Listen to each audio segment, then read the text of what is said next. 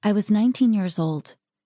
The head of the eating disorder unit at the Midway Medical Center in Los Angeles beseeched and berated me as I signed my own discharge papers. "You'll come crawling back," he said. "You're sick. We've seen this hundreds of times. You need to be here. If you leave..."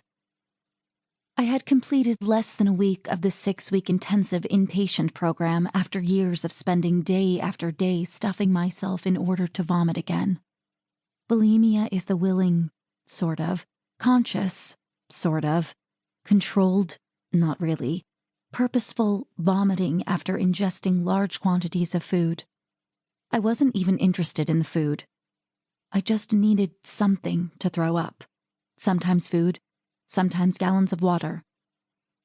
My psychiatrist had put me in the hospital for the second time in 4 months. The administrator continued in his rote administrative voice, cautioning me about the illusion of recovery and making sure I understood that the hungry demon of bulimia sat heavily on my shoulder and would swallow me whole again, most likely soon. My only chance for survival, he made crystal clear, was to stay. But I couldn't. Nurses peering into open bathrooms to be sure I was peeing and not throwing up, never having even the privacy of a closed door, had rendered me exhausted and constipated.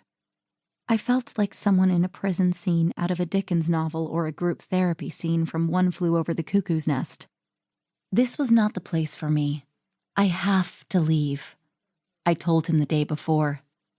"You can't. It's a 6-week program. You're sick and you need to be here."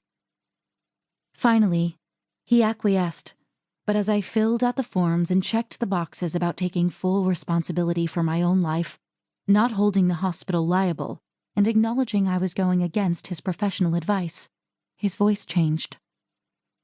"I guarantee you'll be back, crawling on your hands and knees."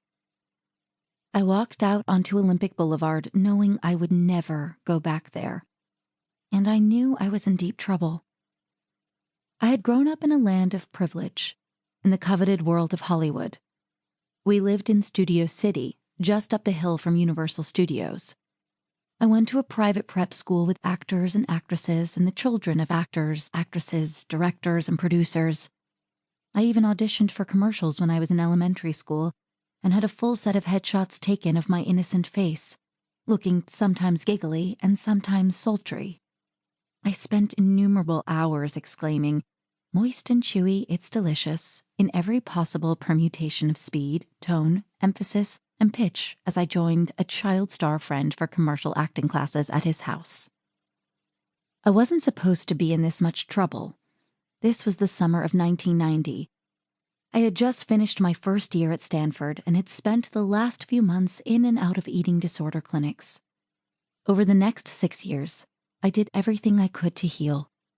I went to therapy, sometimes daily with a psychiatrist, sometimes weekly with an analyst. I took Prozac and Zoloft, selective serotonin reuptake inhibitors that have shown great potential for treating depression, anxiety, addictions, and eating disorders. I hit baseball bats into pillows until my arms felt like noodles, envisioning my father, who had sexually abused and then abandoned me. I recorded my dreams and tried to make sense of them. I completed my bachelor's degree and the first half of a PhD program in psychology. I went to Overeaters Anonymous, the 12-step program for people with addictions to eating or to starving themselves or to eating and then throwing up. "Hi, I'm bulimic," I would say at the start of the few meetings I attended before realizing it was not the right program for me. The required admission of my own powerlessness and surrender to a higher power gave me exactly the excuse I needed to continue to throw up. My higher power was taking a nap and didn't come through for me, I'd say to my sponsor. Not my fault.